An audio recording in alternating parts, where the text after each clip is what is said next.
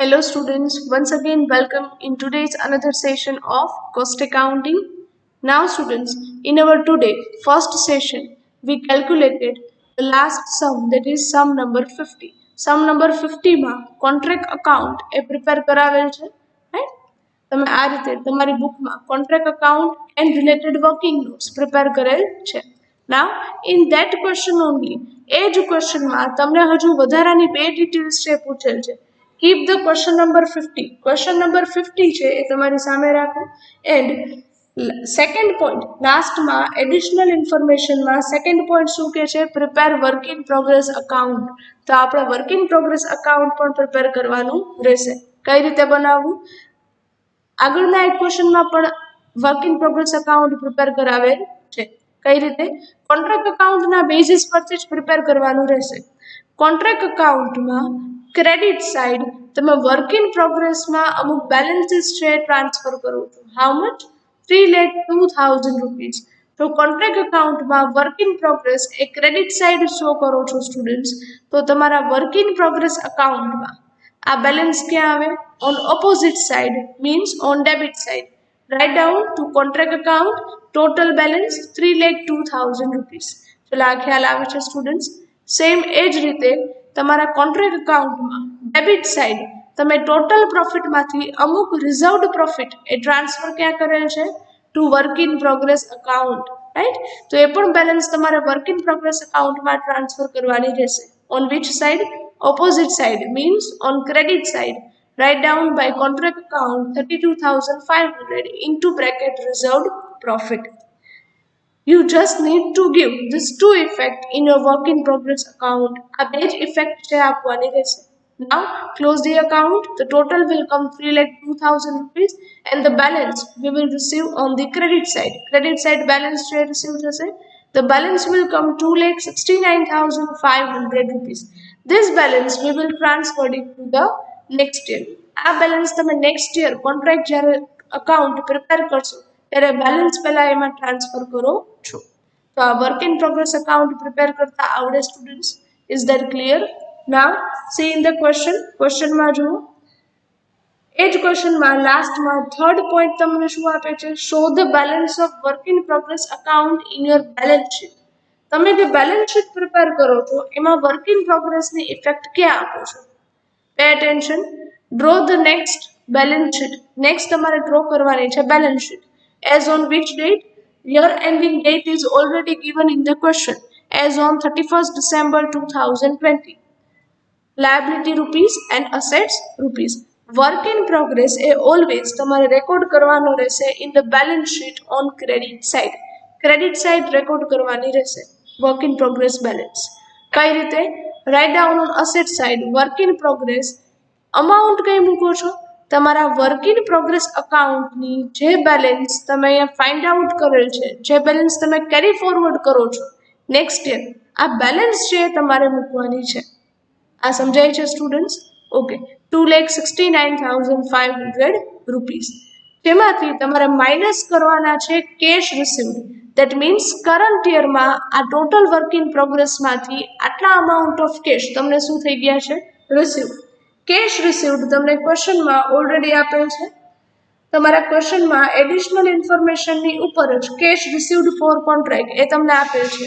How much? 1,50,000 rupees. એ અહીંયાથી minus કરું છું.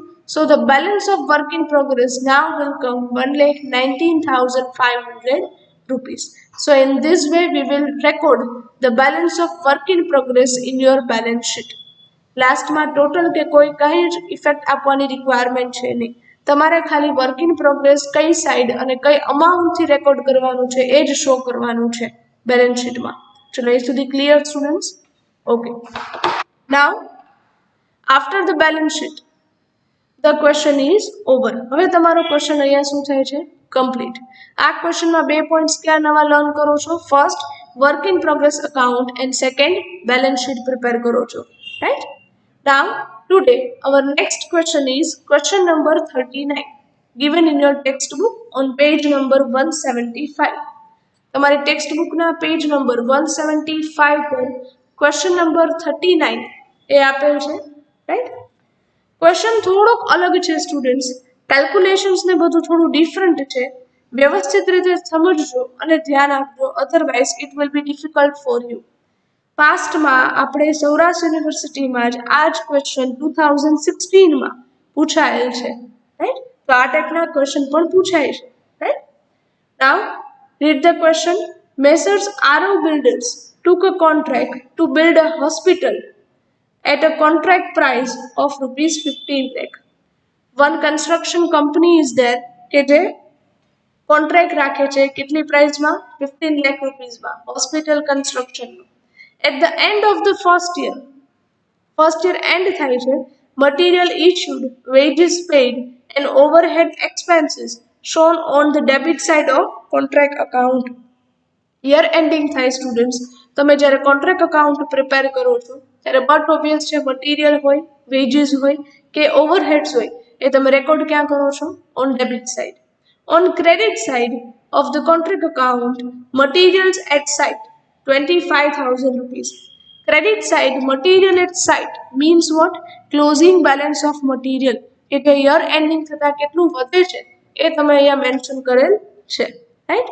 How much? 25,000 rupees. And plant at site after depreciation at 20% rupees 4 lakh are shown. That means plant નું પણ after depreciation નું closing balance તમને આપેલ છે. Next, net cost of contract is 8,25,000 rupees. Ratio of material issued, wages paid and overhead expenses is 7:4:1 respectively. Certified work is 2/3 portion of contract price. 2/3 profit as per cash basis of rupees 1,60,000 is credited to P&L account. 80% amount of certified work is received in cash. Prepare contract account at the end of the first year with all details. Second, amount of uncertified work. And third, work in progress account. આપણે આ ત્રણ details છે find out કરવાની છે. Question આખો અલગ છે students, એટલે સ્ટાર્ટ ક્યાંથી કરવું? તમે ફર્સ્ટ પેરેગ્રાફ રીડ કરતા જાઓ સ્ટુડન્ટ્સ. મટીરિયલ હોય, વેજીસ હોય કે ઓવરહેડ્સ હોય એમના અમાઉન્ટ તમને આપેલા છે નહીં, એટલે રેકોર્ડ કરી શકો નહીં. નેક્સ્ટ છે કે credit side material at site record કરેલ છે. That means closing balance of material is given. તો એ રેકોર્ડ ક્યાં કરીએ છીએ? First of all, give the heading in your book. Question number 39. Write down the contract account, draw the format, and on credit side, first record by work in progress. First one, material closing balance is given in the question. How much? 25,000 rupees. ચલો આ ખ્યાલ આવે છે students? આ સમજાય છે? Next, plant at site after the depreciation, year ending થતા plant તમને આપેલ છે 4 lakh rupees, right? So write down plant 4 lakh rupees. Plant closing balance is also given after depreciation. ચલો એ સુધી ખ્યાલ આવે, right? Okay. Next પેરેગ્રાફમાં તમને આપે છે net cost of the contract. Students, આ હિન્ટ પરથી, આ કન્ડિશન પરથી આપણે તમારા મટીરિયલ, વેજીસ અને ઓવરહેડ્સના અમાઉન્ટ છે ફાઇન્ડ આઉટ કરવાના છે. કઈ રીતે? બરાબર ધ્યાન આપજો. Go in the working not part. Give the heading working notes. Write down number 1. Find out the expenses of materials, wages and overheads. એમના બધાના ઓવરહેડ્સ ના બધા તમારે એક્સપેન્સીસ છે ફાઇન્ડ આઉટ કરવાના છે. કઈ રીતે? Write down in the next line. Here net cost is given rupees 8,25,000. પહેલા તો સ્ટુડન્ટ્સ નેટ કોસ્ટ એટલે શું? નેટ કોસ્ટ એટલે ડેબિટ સાઇડના બધા એક્સપેન્સીસમાંથી તમે જ્યારે ક્રેડિટ સાઇડ માઇનસ કરો છો સ્ટુડન્ટ્સ, રાઈટ, તો એને કહેવાય net cost. Again I repeat, debit સાઇડના એક્સપેન્સીસ જ લેવાના છે, પ્રોફિટ કે કાંઈ નહીં. ડેબિટ સાઇડના એક્સપેન્સીસમાંથી ક્રેડિટ સાઇડના અમાઉન્ટ તમે માઇનસ કરો છો સ્ટુડન્ટ્સ, એટલે જે બેલેન્સ વધે છે એને તમે કહો છો net cost. Here I have written the meaning. Net cost means after deducting the credit side. So આપણે રિવર્સ કેલ્ક્યુલેશન છે કરવાની છે.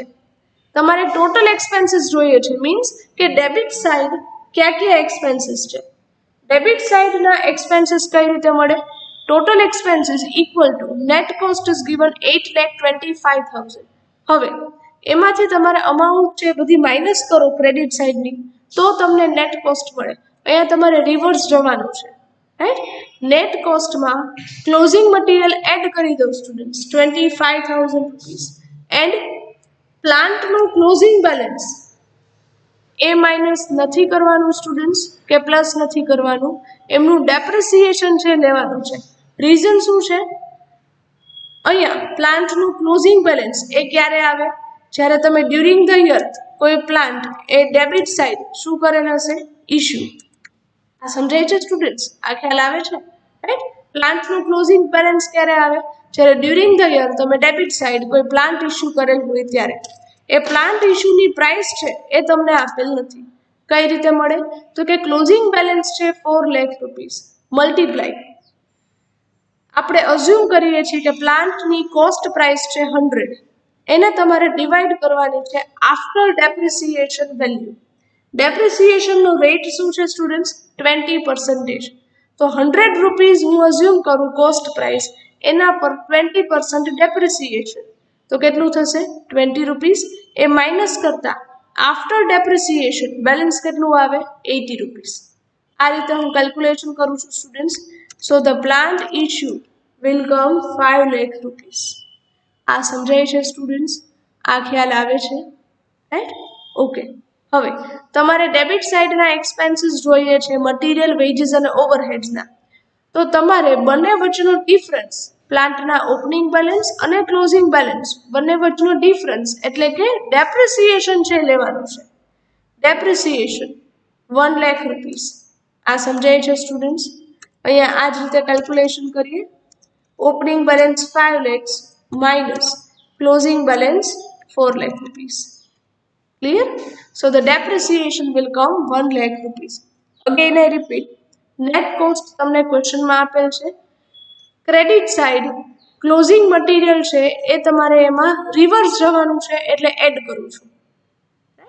પછી ડેપ્રિસિએશન છે એ લેવાનું છે. ડેપ્રિસિએશન માઇનસ કરવાનું છે. તમને ડેપ્રિસિએશન ડાયરેક્ટલી નથી આપેલું, એ તમારે ફાઇન્ડ આઉટ કરવાનું છે. તો હવે તમને જે બેલેન્સ મળે છે એ છે તમારા ટોટલ એક્સપેન્સીસ 7,50,000 રૂપીસ. આ જે 7,50,000 છે એ છે તમારા total expenses. That means it includes material, wages and overheads. આ ક્લિયર થાય છે? આ ખાસ યાદ રાખજો સ્ટુડન્ટ્સ, રાઈટ? નાઉ સ્ટુડન્ટ્સ ક્વેશ્ચનમાં જુઓ. સેકન્ડ પેરેગ્રાફમાં તમને આપે છે મટીરિયલ, વેજીસ એન્ડ ઓવરહેડ્સ ડિસ્ટ્રીબ્યુશનનો રેશિયો 7:4:1. તમારે આ ટોટલ એક્સપેન્સ છે એને આ જ રેશિયોમાં અલોકેટ કરવાના છે. મટીરિયલ ઇશ્યુડ ફર્સ્ટ ટોટલ છે 7,50,000 expense multiply material proportion 7 divide by total of ratio 12. So material amount will come 4,37,500 rupees. એ જ રીતે વેજીસ અને ઓવરહેડ્સ એ ફાઇન્ડ આઉટ કરવાના છે. અને આ બધાની ઇફેક્ટ ક્યાં આપવાની છે? એક્સપેન્સ છે. So write down on debit side of contract account. First to materials issued amount 4,37,500 rupees. Next is given to wages amount 2,50,000 rupees. Next is given overheads. So write down on debit side to overheads 62,500 rupees. So lies it clear side? Now students, question માં તમને શું કહે છે? Cache certified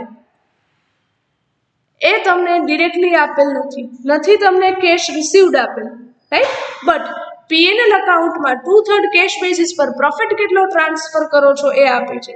second પેરેગ્રાફમાં third line read કરો. Profit on 2/3 cash basis is given 1,60,000 rupees. તો આપણે એમની ફોર્મ્યુલા પરથી ટોટલ પ્રોફિટ છે ફાઇન્ડ આઉટ કરી શકીએ. So write down the working note number 2. Find out the total profit. તમારી પાસે સર્ટિફાઈડ વર્ક કેશ રિસીવ્ડ કાંઈ જ અવેલેબલ નથી, તો એને તમે અઝ્યુમ કરો છો. Suppose certified work equals to 100 rupees. Second પેરેગ્રાફમાં લાસ્ટ લાઇન ક્વેશ્ચનમાં રીડ કરો 80% amount of certified work is received in cash. Means cash received કેટલા છે? certified વર્કના 80% એટલે કેટલા રૂપીસ થાય? 80 રૂપીસ થાય students. Now we will apply the formula. 2/3 profit on cash basis. Formula is total profit multiply 2/3 multiply cash received upon certified work. 2/3 profit on cash basis એ તમને already questionમાં આપેલ છે. How much? 1,60,000 rupees equal to total profit એ શું છે? Missing. So keep it as it is. Multiply 2/3 multiply cash received assume કરો છો 80 divide by certified work 100. હવે total profit અહીંયા જ રાખો સ્ટુડન્ટ્સ એન્ડ કેલ્ક્યુલેશન કઈ રીતે થશે તો કે 1,60,000 multiply 3 multiply 100 divide by 2 multiply 80. So total profit will come 3 lakh rupees. So now total profit છે profit transfer to P&L account આપેલ છે. So profit transfer to work in progress will come 1,40,000 rupees. આ બંને ટાઈપના પ્રોફિટની effect ક્યાં આપો છો? In your contract account debit side write down to P&L account amount 1,60,000 rupees. Right? Write down into bracket 2/3 cash basis profit. Next, 2 work in progress account amount is 1,40,000 rupees. ચલો આ રીતે ખ્યાલ આવે છે સ્ટુડન્ટ્સ. આ શું છે? Reserved profit. રાઈટ? ઓકે. એ તમે ફાઇન્ડ આઉટ ક્યાંથી કરો છો? From working note number 2. Clear? Okay. Now students હવે તમે કેલ્ક્યુલેશન છે બાકીની કરી શકશો. એક તમને વધારાની કેલ્ક્યુલેશન હિન્ટ ઓર કન્ડિશન આપેલ છે સર્ટિફાઈડ વર્કની. એ રીડ કરો. સેકન્ડ પેરેગ્રાફમાં second line certified work is 2/3 of contract price. Certified work કેટલું છે તો કે કોન્ટ્રાક્ટ પ્રાઇસના 2/3. કોન્ટ્રાક્ટ પ્રાઇસ તમને ફર્સ્ટ પેરેગ્રાફમાં જ આપેલ છે 15 લાખ રૂપીસ. એમનું 2/3 પોર્શન છે સર્ટિફાઈડ વર્ક. તો એ ડાયરેક્ટલી કેલ્ક્યુલેટ કરી શકું. It will come 10 lakhs rupees. ચલો આ ખ્યાલ આવે છે સ્ટુડન્ટ્સ. હવે મિસિંગ વેલ્યુ શું છે? Uncertified work only. ક્વેશ્ચનમાં જુઓ લાસ્ટમાં તમને પ્રિપેર કરવા માટે સેકન્ડ પોઈન્ટ શું લખે છે? Amount of uncertified work. એ જ એક મિસિંગ છે. હવે આપણે ડેબિટ સાઇડનો ટોટલ કરી શકીએ 15,50,000 રૂપીસ. ટોટલ બંને સાઈડ મૂકો સ્ટુડન્ટ્સ 15,50,000 રૂપીસ. એન્ડ અહીંયા પણ ક્રેડિટ સાઇડ બીજી કોઈ અમાઉન્ટ નથી એટલે આઉટર કોલમમાં હું 15,50,000 લખી શકું સ્ટુડન્ટ્સ. ઓકે. તો હવે કેલ્ક્યુલેશન કઈ રીતે થશે? અહીંયા જે એક જ મિસિંગ વેલ્યુ છે અનસર્ટિફાઈડ વર્ક એ હું ફાઇન્ડ આઉટ કરી શકીશ. કઈ રીતે? ટોટલ છે અહીંયા 15,50,000 એમાંથી આ બધી અમાઉન્ટ હું માઇનસ કરું છું students. So the uncertified work value will come 1,25,000 rupees. સમ આખો તમને ફેરવીને પૂછેલ છે સ્ટુડન્ટ્સ. તો આપણી મિસિંગ વેલ્યુ કોન્ટ્રાક્ટ અકાઉન્ટમાં અહીંયા કઈ છે? Uncertified work. ચલો અહીં સુધી ક્લિયર થાય છે સ્ટુડન્ટ્સ? આ સમજાય છે? રાઈટ? તો આ રીતે આખું કોન્ટ્રાક્ટ અકાઉન્ટ તમારે પ્રિપેર કરવાનું રહેશે. કોન્ટ્રાક્ટ અકાઉન્ટ પ્રિપેર કરેલ છે. વર્કિંગ નોટ્સ એકવાર વ્યવસ્થિત રીતે જોઈ લેજો સ્ટુડન્ટ્સ. રાઈટ? ઓકે. નાવ તમને હજુ ક્વેશ્ચનમાં work in progress account prepare કરવાનું કે છે. હવે તમને આવડે students work in progress account prepare કરતા? કઈ રીતે કરશો? વર્ક ઇન પ્રોગ્રેસ અકાઉન્ટની ડેબિટ સાઇડ શું લખશો? 15,50,000. વર્ક ઇન પ્રોગ્રેસ અકાઉન્ટની ક્રેડિટ સાઇડ શું લખશો? 1,40,000. એટલે તમને બેલેન્સ છે ક્યાં મળશે? On credit side. એ તમારે જાતે હોમવર્કમાં ઘરે પ્રિપેર કરવાનું છે. So here with this we are ending up with this question number 39. Thank you very much and have a nice day.